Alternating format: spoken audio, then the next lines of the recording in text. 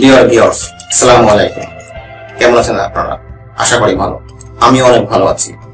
BD recent 247 চ্যানেলে আপনাদের স্বাগত জানাচ্ছি। এই পর্বে আমি দেখাবো পিআরসির বাকি অংশটুকু, যতটুকু আমি আগে পর্ব করেছিলাম তারপর থেকে শুরু করব। আশা করি গত পর্বটা দেখেছেন, না দেখলে দেখে নেবেন। চলুন আমরা কাজ শুরু করা যাক।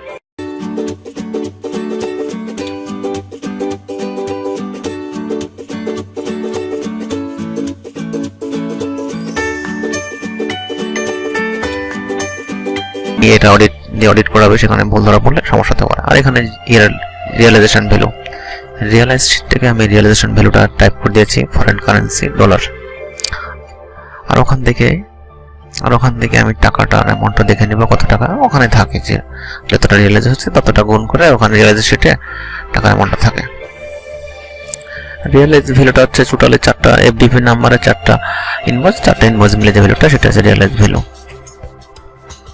আর 1,34,118.10 এটার হচ্ছে যে টাকায় কনভার্ট করলে এটা আসে সম্ভবত 84 টাকা সামথিং। দেখুন, এটা হচ্ছে রিয়েলাইজেশন ডেট থাকবে। এটা আমি চেঞ্জ করতেছি না দ্রুত করার জন্য, জাস্ট আমি বোঝাচ্ছি যে তথ্যগুলো কোনগুলো দিতে হয়। এখানে সেই একই এখানে আমি আগেই বলেছি এটা কমন থাকবে A-1/0-1। এটা ব্যাংক করবে, সাবমিশন ব্যাংক যখন বাংলাদেশ ব্যাংকে রিপোর্ট করেছে ব্যাংক এসব ডেট পাঠিয়ে দিবে বা আপনাকে বলে দিবে বসানোর জন্য এই ডেটটা এখানে দিতে হবে, আর ওটা কমন থাকবে। দেন আমার টাইপ করা শেষ, আমি এখন কালো করে দেবো, যেটা আমার কাজ শেষ। এভাবে আমার যে আগে টাইপ করা আছে আমি কালো করে এবার কাজ করে দেবো। আপনাদের যখন করতে হবে তখন সম্পূর্ণ নতুন একটা ব্ল্যাঙ্ক শিটে করতে হবে, তখন আপনার দেখে দেখে করবেন। আমি সবগুলো এখন কালো করে দেবো। আমি তো টাইপ করা বলেছি এভাবে টাইপ করতে হয়, তো এভাবে আমি কালো করে দেবো যে তোমার এগুলো কাজ শেষ। এভাবে টাইপ করে আমি সব কালো করে দিচ্ছি। তো এই এফডিপির আন্ডারে 4টা রিয়েলাইজ হয়েছে ইনভয়েস, 4টা রিয়েলাইজ হচ্ছে 1,34,000। আর এই সেলস কন্ট্রাক্ট একটাই থাকবে লেখা, এরপর সেটা মোটা মার্জ করে ফাঁকা থাকবে, মার্জ করা থাকবে ভাবে। কারণ টোটাল যত যে কটা পেজ হবে সেই কটা পেজে এরকম মার্ক করা থাকবে, মার্জ করে এভাবে থাকবে। এটা হচ্ছে এফডিপি নাম্বার, প্রতিটা ডকুমেন্টসের জন্য আলাদা নেই। 3-4টা ডকুমেন্টস হলে একটা এফডিপি নাম্বার হয়ে থাকে। অনেক সময় একটা মিলে হয়, 10টা মিলে হয়, 5টা মিলে হয়, যে কটা। প্রথমটা ছিল 4টা, পরেরটা হচ্ছে 3টা। এই 3টা মিলে এই এফডিপি নাম্বার বসিয়ে দিয়েছি আমি। এবার এগুলো ফলো করে দিচ্ছি, ধরে নিচ্ছি আমার এগুলো টাইপ করা হয়ে গেছে, এটাই আমার সঠিক তথ্য।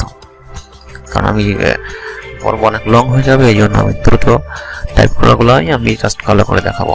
আর আপনারা দেখলেন যে কীভাবে কোন তথ্যগুলো টাইপ করতে হবে। এটা আমি কালো করে দিচ্ছি, আমি ধরে নিচ্ছি আমার টাইপ করা হয়ে গেছে। এটাও কালো করে দিব, টাইপ করে গেছে। আর নিচে দেখুন পিস হচ্ছে সাবটোটাল, নিচে যে ভ্যালু বলতে এগুলো সাবটোটাল, মানে এই পেজের সাবটোটাল 2,56,000। এখানে আমি রিয়েলাইজেশন ভ্যালুটা দিচ্ছি, একটু বড় হয়ে গেছে, আমি অনুমান করে দিচ্ছি, এই জন্য বড় হয়ে গেছে। আমি একটু ছোট করে দিই ভ্যালুটা, যাতে ওখানে সংখ্যাটা দেখা যায় সাবটোটাল হয়। হ্যাঁ, এবার দেখা যাচ্ছে। এবার আমি টাকা একটা জাস্ট অনুমান করে দিচ্ছি, কোনোভাবে কনভার্ট করে দেখতেছি না, কারণ ওটা দেখাতে গেলে অনেক সময় লেগে যাবে। আর যদি পরবর্তীতে আমি এইগুলোই আপনারা কমেন্ট করেন তাহলে আমি বিস্তারিত ওটা আস্তে আস্তে করে দেখিয়ে দেবো। এখানে রিয়েলাইজেশন ডেট 10 তারিখে রিয়েলাইজ হয়েছে, এটা রিয়েলাইজেশন শিটে থাকবে। আর শিটটা আপনি আপনার কোম্পানিতেই কোন অফিসার যেটা এটা সংরক্ষণ করতেছে তার কাছে পাবেন। এটা আপনাকে সব দিয়ে দেওয়া হবে কোম্পানি থেকে সব কাজের জন্য। দেন আমি এবার এই এফওবি ভ্যালু একই ভ্যালু হবে, টাকা একই টাকা হবে। তারপরে ওইখানে যে ওই যে A-1 এটাই হওয়ার একইটা কমন থাকবে সবসময়। যাই হোক, এবার আমি এগুলো কালো করে দেবো, যে তোমার এগুলো টাইপ হয়ে গেছে। এখন নিচে কাজটা করে নেই একটু। এটা একটা দুটো ডকুমেন্টস মিলে আর একটা এফডিপি নাম্বার। এই এফডিপি নাম্বার এগেইনস্টে 2টা ডকুমেন্টস রিয়েলাইজ হয়েছে। তবে এটা ধরে নিচ্ছি টাইপ করা হয়ে গেছে, কালো করে দেবো। এখন আমি কালো করে দিচ্ছি। এটা টাকা আমার আগে কপি করা আছে, আমি কপি করে জাস্ট দেখাচ্ছি যে আমার এগুলো কপি টাইপ করেছি আমি। এটার এগেইনস্টে এই রিয়েলাইজ ভ্যালু হচ্ছে এটা, এবং টাকায় কনভার্ট করলে ওটা হয়। জাস্ট একটা অনুমান ভ্যালু দিয়ে রেখেছি যাতে বোঝানোর জন্য। আপনার ইসে যেটা থাকবে সেটা আপনারা দিবেন। কালো করে দিচ্ছি যে আমার এগুলো হয়ে গেছে। দেন হচ্ছে যে কপি করে এফডিপি নাম্বারে দিচ্ছি, কারণ আরেকটা নাম্বার হবে, নাম্বার একই হবে না। যাই হোক, তো এইগুলো ফলো করে দিচ্ছি, আমি ধরে দিচ্ছি এগুলো টাইপ করা হয়ে গিয়েছে। তো ফলো করে দেবো আমি এগুলো, এটা ফলো করে দেবো। খুব বেশি কঠিন কাজ না, এগুলো ইজি কাজই, একবার দুবার করলেই সব বুঝতে পারবেন। রিয়েলাইজ ভ্যালু করে দিচ্ছি আমি, রিয়েলাইজ টাকাটাও দিব এখানে, তারপরে ডেটটাও দিয়ে রিয়েলাইজ ডেটটাও দিয়ে দিব। এফওবি নিট ভ্যালুর ওখানে কারেন্সি একই হবে, 6টা ঘরে মোটামুটি একই তথ্য যাবে। এই পাশে 3টা, ওই পাশে 3টা, ডান পাশে 3টা ঘর একই ধরনের হয়। আমার সময় এফওবি ভ্যালু একটু ভিন্ন হয়ে থাকে, তবে আমি এখনো পাইনি কখনো এফওবি ভ্যালু একই রকম পেয়েছে, যেন আমি কপি করে বসিয়ে দিই, যেহেতু ভ্যালু এক। এগুলো সব রিয়েলাইজেশন শিট থাকবে, তো এইসব তথ্য নিয়ে বিভ্রান্তি হবে না আপনার। আপনি রিয়েলাইজেশন শিট সামনে এক্সপোর্ট ডকুমেন্টগুলো হাতে পেলে আপনি নির্দ্বিধায় এগুলো টাইপ করে দিতে পারবেন। যাই হোক, আমার কাজ প্রায় শেষের দিকে, যেহেতু এটা অনেক ছোট একটা পিআরসি, অনলি 2 পেজ, কারণ অনেক PRC 4 page, 5 page, 6 page, 7 page, 8 page, 9 page পর্যন্ত হয়। এটা আপনার কোম্পানির উপর ডিপেন্ড করে যে কয়টা ডকুমেন্টস একসঙ্গে ব্যাংকে দিবে। এটা আমি পেজটা অনেক ছোট, অনলি 11টা ডকুমেন্টস দিব পিআরসি এগেইনস্টে, এই জন্য পিআরসি 2 পেজ হয়েছে। এই যে গ্রান্ড টোটাল পিসগুলো আমি টোটাল যোগ করে দেবো, এই যে 2 পেজ, আমি জাস্ট নর্মাল যোগ বিয়োগ করে টোটালটা বসিয়ে অটো সাম করে দেবো।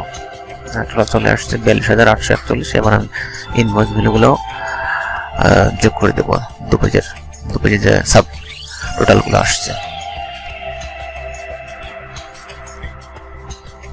নর্মালি যোগ বিয়োগ করে দিচ্ছি, সাব টোটালগুলো যোগ বিয়োগ করে দিয়ে গ্রান্ড টোটালটা পাওয়া যাবে 1,94,583। জাস্ট এটা তো জাস্ট ভ্যালুটা হচ্ছে সামনে একটা কাল্পনিক ভ্যালু, মিলবে না। এই ভ্যালু আর এই ভ্যালুটা সবসময় একই হয়ে যায়, একটু কম বেশি হতে পারে।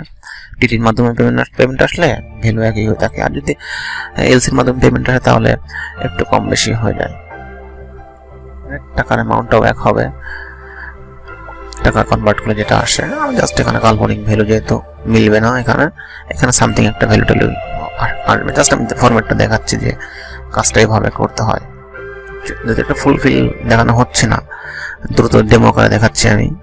পরবর্তীতে যদি আপনারা কমেন্ট করেন কমেন্ট বক্সে, তাহলে আমি দ্রুত না করে আস্তে আস্তে করে একটু লং করে পর্বগুলো দেখাবো, যাতে আপনারা শিখতে আগ্রহী হন।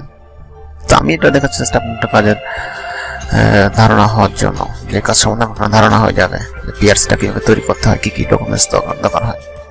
তো এভাবে আমি এক্সপোর্ট ডকুমেন্টগুলো আপনি সামনে নিয়ে এভাবে সেখানে তথ্য নিয়ে পিআরসি টাইপ করবেন। বন্ধুরা, এই পর্যন্ত এই পর্বটা, আগামী পর্বে বিজিএমই পর্বটা করা হবে, সে পর্বে আপনাদের স্বাগত। সে পর্ব